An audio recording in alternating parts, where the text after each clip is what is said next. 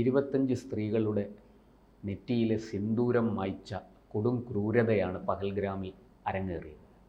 ആ പഹൽഗാം ഭീകരാക്രമണത്തിന് ചുക്കാൻ പിടിച്ച, അത് ആസൂത്രണം ചെയ്ത് നടപ്പാക്കിയ കൊടും ഭീകരന് പാക് സർക്കാരുമായിട്ട് എന്താണ് ബന്ധം?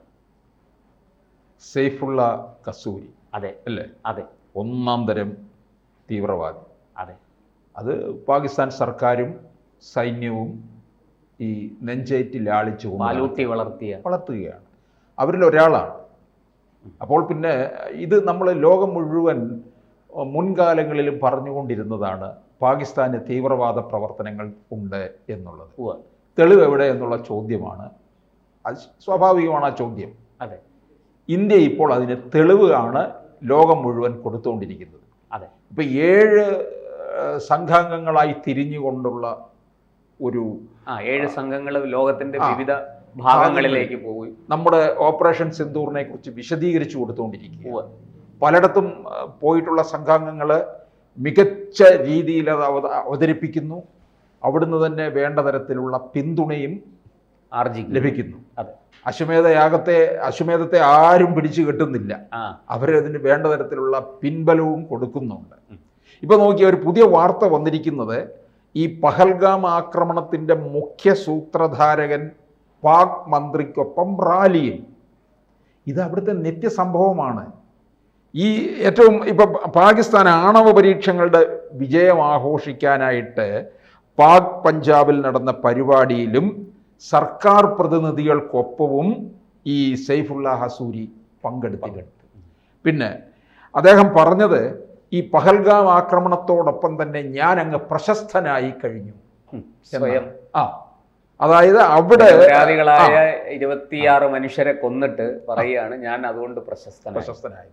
അതുപോലെ തന്നെ ഓപ്പറേഷൻ സിന്ദൂർ നടത്തി പിന്നെ മൃത്യു അടഞ്ഞ ഈ തീവ്രവാദികള് രക്തസാക്ഷികൾ എന്നാണ് വിശേഷിപ്പിച്ചത്.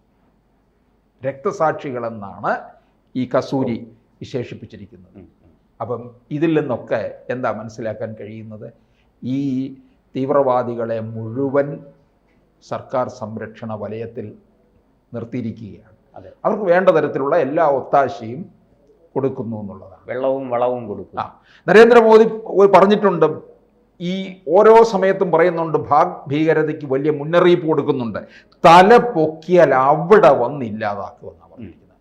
തല പൊക്കിയാൽ അത് കൃത്യമായ മറുപടിയാണ്. അവിടെ വന്നില്ലാതാക്കും. അത്തരത്തിൽ ഞങ്ങൾ പിന്നെ എല്ലാ തരത്തിലുള്ള ശക്തിയും സംഭരിച്ച് നിൽക്കുകയാണ് എന്നാണ്. അതായത് സാർ, അതിൻ്റെ അർത്ഥം ഇന്ത്യയെ എന്തെങ്കിലും ചെയ്യാൻ, ഇന്ത്യയിൽ എന്തെങ്കിലും കുഴപ്പങ്ങൾ ഉണ്ടാക്കാൻ നിങ്ങൾ ആലോചിക്കുമ്പോൾ തന്നെ ഞങ്ങൾ അവിടെ വന്ന് അടിക്കും.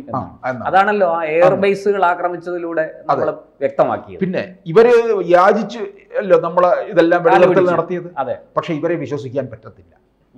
അതുകൊണ്ട് തന്നെയാണ് മോദി ഇടയ്ക്കിടയ്ക്ക് പറയുന്നത്, ഇനി തലപൊക്കിയാൽ അവിടെ വന്നടിക്കും, ഇല്ലാതാക്കും എന്നുള്ളത്. ഇത് പിന്നെ ഒരു ഭീകരമായിട്ടുള്ള തരത്തിലുള്ള ഒരു മുന്നറിയിപ്പ് തന്നെയാണ്. ഇനി കോംപ്രമൈസ് ഇല്ല. ഇനി ഇല്ലെന്നുള്ളതാണ്. ഇനി അടിച്ച് തീർക്കുക എന്നുള്ളതേ ഉള്ളൂ. ആ രാജ്യത്തിൻ്റെ നാശം അടുത്തിരിക്കുന്നു എന്ന് നമുക്ക് ഇതിൽ നിന്ന് മനസ്സിലാക്കാം. ഏറ്റവും വലിയൊരു നാശത്തിലേക്കായിരിക്കും അവർ പോകുന്നത്. കാരണം നമ്മൾ കാണുന്നതാണ്, കുറച്ച് കാലങ്ങളായിട്ട് അവിടെയുള്ളവർ പൊതുവിപണിയിൽ അവർക്ക് വിലക്കയറ്റം, അതെ, ഭക്ഷ്യക്ഷാമം, അതെ, പിന്നെ മരുന്നില്ല, വെള്ളമില്ല, വൈദ്യുതിയില്ല, ജീവിതം മൊത്തം താറുമാറായ ഒരവസ്ഥയാണ്. അവിടുത്തെ ജനങ്ങൾക്ക് പ്രതികരിക്കാൻ പറ്റത്തില്ല. ഒരു MP പാർലമെന്റിൽ നിന്ന് വിളിച്ച് കരയുകയായിരുന്നു. എന്താണ്, ഈ അള്ളാഹുവിന് മാത്രമേ നമ്മുടെ രാജ്യത്തെ ഇനിയും രക്ഷിക്കാൻ കഴിയൂ എന്ന് പറഞ്ഞാൽ അതിൻ്റെ അർത്ഥം ഇവിടെ ഭരിച്ചുകൊണ്ടിരിക്കുന്ന ഭരണകൂടത്തിനും സൈന്യത്തിനും, സൈന്യമാണ് ഭരണകൂടം എന്ന് പറയുന്ന ഒരു പേരിന്, ഒന്നും ചെയ്യാൻ കഴിയില്ല. പാവം പിടിച്ച ഒരുപാട് ആൾക്കാരുണ്ട് കേട്ടോ. അല്ലാതെ നമ്മൾ ഈ പ്രസിദ്ധമായൊരു ചൊല്ല് തന്നെ ഉണ്ട് സാർ, ഈ ലോകത്തെ എല്ലാ രാജ്യങ്ങൾക്കും സൈന്യമുണ്ട്, പക്ഷെ സൈന്യത്തിന് ഏതെങ്കിലും ഒരു രാജ്യമുണ്ടെങ്കിൽ അത് പാകിസ്ഥാൻ എന്നാണ്. അത് ശരിയാണ്. അതുപോലെ അവിടുത്തെ സാധാരണ പിന്നെ നല്ലവരായ നാട്ടുകാരുണ്ടാകാം. അവർക്കൊന്നും ചെയ്യാൻ മര്യാദക്കാരായ മനുഷ്യസ്നേഹികളായ മനുഷ്യർ ധാരാളം ഉണ്ട്. ഒരിക്കൽ ഓർക്കുന്നില്ലേ, വലിയ പിന്നെ ക്ഷാമവും കെടുതിയും ഒക്കെ പ്രളയവും ഭൂകമ്പവും ഒക്കെ ഉണ്ടായ ആരോ ഒരാൾ ചെറുപ്പക്കാരിലെ ഒരാൾ ഫേസ്ബുക്ക് പോസ്റ്റ് ഇട്ടത് വലിയ വൈറലായി. നരേന്ദ്രമോദിയാണ് വിളിക്കുന്നത് ഞങ്ങളുടെ രാജ്യത്തെ രക്ഷിക്കുമോ എന്ന് ചോദിച്ചുകൊണ്ട്. ഇവിടെ ഈ രാജ്യത്ത്, നമ്മുടെ രാജ്യത്ത് ഉണ്ടായിക്കൊണ്ടിരിക്കുന്ന വികസനവും കാര്യങ്ങളും രാജ്യത്തിൻ്റെ വളർച്ചയും എല്ലാം അവർ കണ്ടുകൊണ്ടിരിക്കുകയാണ്. അതുകൊണ്ടാണ് അത്തരത്തിലുള്ള ഒരു ഫേസ്ബുക്ക് കുറിപ്പ് ഇടാൻ തോന്നിയത്. അപ്പോൾ തീർച്ചയായിട്ടും ഈ പാകിസ്ഥാൻ്റെ ഭീകരത അടങ്ങിയിട്ടില്ല. കാരണം ഇവര് ഈ കസൂരിയൊക്കെ കൊണ്ട് നടക്കുമ്പോൾ നമ്മൾ അതിൽ നിന്ന് മനസ്സിലാക്കേണ്ടത് എന്താണ്? ഇപ്പോഴും പാകിസ്ഥാൻ അവരുടെ സാമ്പത്തിക കാര്യങ്ങളിൽ നല്ലൊരു പങ്കും ഈ തീവ്രവാദ പ്രവർത്തനങ്ങൾക്കും ഭീകരർക്കും വേണ്ടി മാറ്റി വെച്ചിരിക്കുകയാണ് എന്നുള്ളതാണ്. അത് ഇവർ വലിയ അപകടത്തിലേക്ക് ഇവർക്ക് പോകുമെന്നുള്ളതാണ്. ആ രാജ്യം തന്നെ ഇല്ലാതാകുന്ന ഒരവസ്ഥയിലേക്ക് പോകും. കാരണം കഴിഞ്ഞ ദിവസം നരേന്ദ്രമോദിയുടെ ഈ വാക്കുകൾ തന്നെ അത്രത്തോളം വളരെ ഗൗരവമായിട്ടാണ് അത് എടുത്തിരിക്കുന്നത്. അത് തല പൊക്കിയാൽ അവിടെ വന്ന് ഞങ്ങൾ ഇല്ലാതാക്കി കളയും. അത് ഒരു വലിയ മുന്നറിയിപ്പാണ് അത് കൊടുത്തിരിക്കുന്നത്. ഈ പാകിസ്ഥാൻ ഇതെല്ലാം നിഷേധിക്കുകയാണ് കേട്ടോ, ഇങ്ങനൊരു വാർത്ത വന്നിട്ടുള്ളത്. അവർ പറയുന്നത് അങ്ങനെയൊന്നും ഇല്ല എന്നുള്ള രീതിയിൽ. കാരണം ഇതിൻ്റെ ദൃശ്യങ്ങളൊക്കെ തന്നെ സമൂഹം പുറത്തു വന്നിരിക്കുകയാണ്, നിൽക്കുകയാണ്. സാർ, അതാ എനിക്ക് മനസ്സിലാകാത്ത. ഈ പറയുന്ന 9 ഭീകര കേന്ദ്രങ്ങൾ ആക്രമിച്ചു, 100 കണക്കിന് ഭീകരരെ ഇന്ത്യൻ സൈന്യം വധിച്ചു. അതിനകത്ത് ഈ മസൂദ് അസറിൻ്റെ ഏറ്റവും അടുത്ത ബന്ധുക്കൾ, സഹോദരി ഭർത്താവ് ഒക്കെ ഉണ്ട്. അളിയനും മച്ചാനും ഒക്കെ പടമായി. പക്ഷെ എന്നാലും അവർ ഇത് അവസാനിപ്പിക്കുന്നില്ലല്ലോ. ഇത് ഈ പാകിസ്ഥാനിന് ഭ്രാന്ത് പിടിച്ചിരിക്കുകയാണ്, മനസ്സിലാകുന്നില്ല. അല്ല, അതവരുടെ കുലത്തൊഴിലല്ലേ. ഒരുവൻ അവൻ്റെ കുലത്തൊഴിൽ വിട്ടുപോകത്തില്ലല്ലോ. ഈ വാളെടുക്കുന്ന കിട്ടുന്ന പണം, ഈ കടം, IMF ഒക്കെ കൊടുക്കുന്ന കടം വായ്പയുണ്ടല്ലോ, ആ തുക മുഴുവനും ആയുധം വാങ്ങാനും ഇതുപോലെ ഇന്ത്യക്കെതിരെ അന്തഛിദ്രം ഉണ്ടാക്കാനും ഈ ഭീകരത വളർത്താനും ഒക്കെയാണ് അവർ ഉപയോഗിക്കുന്നത്. ഇത് അല്ല, ഞാൻ അതല്ലേ പറഞ്ഞത്. സാധാരണ ഒരു രാജ്യത്തിൻ്റെ ബജറ്റ് വരുമ്പോൾ എന്താണ് അതിനകത്ത് പ്രാധാന്യം കൊടുക്കുന്ന ഏതാണ്? ആ രാജ്യത്തിൻ്റെ ആരോഗ്യം, വിദ്യാഭ്യാസം, ക്ഷേമം, ജനങ്ങളുടെ സുഖസൗകര്യങ്ങൾ, വികസനം, ഇതിനൊക്കെയല്ലേ. പാകിസ്ഥാനിലെ ബജറ്റ് എടുത്ത് നോക്കണം.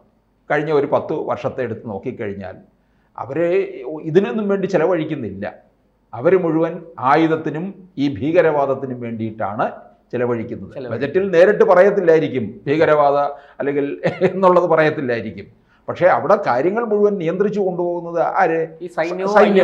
ഒക്കെയാണ്. മുൻ പ്രധാനമന്ത്രിമാരുടെയൊക്കെ സ്ഥിതി നമുക്കറിയാവുന്നല്ലോ.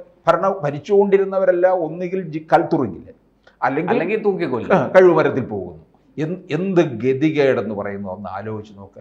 അവിടെ ആ രാജ്യം ഇല്ലാതായി പോകും. അതിനുള്ള വഴികളാണ്. കാരണം എനിക്ക് തോന്നുന്നു ലോകരാജ്യങ്ങളെല്ലാവരും കൂടി ഇപ്പോൾ ഇന്ത്യക്ക് വലിയ പിന്തുണയുമായിട്ട് വന്നിട്ടുണ്ട്. ഇനി എല്ലാവരും കൂടെ ഒന്നിച്ച് നിന്ന് കഴിഞ്ഞാലുണ്ടല്ലോ ഇവരുടെ കാര്യം തീർക്കാവുന്നതേ ഉള്ളൂ എന്നുള്ളതാണ്. ഇപ്പോൾ കഴിഞ്ഞ ദിവസം തന്നെ പ്രതിരോധ മന്ത്രി രാജ്നാഥ് സിംഗും പറഞ്ഞിട്ടുണ്ട്, നിർത്തിയത് തൽക്കാലത്തേക്ക് മാത്രം എന്ന്. ഓപ്പറേഷൻ സിന്ദൂർ തുടരും എന്ന് തന്നെയാണ്. അത് അവസാനിക്കുന്നില്ല. അതാ ഈ 15 ദിവസം കഴിഞ്ഞപ്പോഴാണ് അറ്റാക്ക് നടത്തിയത്. 16-ന്റെ അതെ, അവരുടെ 16-ന്റെ അന്ന് അല്ലേ, അവന്മാരുടെ 16 തീർക്കുക എന്നുള്ളതാണ്. അപ്പോൾ എന്നിട്ട് 22 മിനിറ്റ് കൊണ്ടെല്ലാം തീർത്ത് കൈ കൊടുത്തു എന്നുള്ളതാണ്. പാകിസ്ഥാൻ ഇപ്പോഴും ചില ഈ കയറ്റങ്ങളൊക്കെ നടത്തുന്നുണ്ടാകും എവിടെങ്കിലും. അതുകൊണ്ട് തന്നെയാണ് പ്രതിരോധ മന്ത്രിയൊക്കെ ഇങ്ങനെയും പറഞ്ഞത്, ഇത് അടങ്ങുന്നില്ല, നമ്മൾ ഇത് തുടർന്നുകൊണ്ടേയിരിക്കും എന്നുള്ളത്. പ്രധാനമന്ത്രി പറഞ്ഞത് എന്താണ്? അവിടെ വന്ന് ഞങ്ങൾ തീർക്കും, തല അടിച്ചു ഇല്ലാതാക്കും എന്നുള്ള രീതിയിൽ തന്നെയാണ്. അപ്പം എന്തായാലും ഇത് നമ്മൾ ലോകത്തിന് മുന്നിൽ കൃത്യമായ ചിത്രം കൊടുത്തു. ഇത് അവർ അംഗീകരിക്കാൻ നരേന്ദ്രമോദി മുമ്പും പറഞ്ഞിട്ടുണ്ടല്ലോ. അദ്ദേഹം ഗുജറാത്ത് മുഖ്യമന്ത്രി ആയിരിക്കുമ്പോൾ ഈ പാകിസ്ഥാൻ ഇങ്ങനെ ഇത്തരത്തിലുള്ള കുഴപ്പങ്ങൾ ഉണ്ടാക്കുമ്പോൾ അദ്ദേഹം പറയും, ഇവിടെ ഇരുന്ന് കരഞ്ഞുകൊണ്ട് ഒബാമ എന്ന് വിളിക്കുകയല്ല വേണ്ടത്, പാകിസ്ഥാന് മനസ്സിലാകുന്ന ഒരു ഭാഷയുണ്ട്, ആ മനസ്സിലാകുന്ന ഭാഷയിൽ വേണം അവർക്ക് മറുപടി കൊടുക്കാനെന്ന്. അക്കാര്യത്തിൽ എന്തായാലും NDA സർക്കാരും മോദിയും വിജയിച്ചു എന്ന് തന്നെ പറയാം, അല്ലേ സാർ? ഓക്കെ. കൂടുതൽ വാർത്തകളും വിശേഷങ്ങളും നിങ്ങളിലേക്ക് എത്താൻ ABC മലയാളം സബ്സ്ക്രൈബ് ചെയ്യുക, ബെൽ ബട്ടണും അമർത്തുക.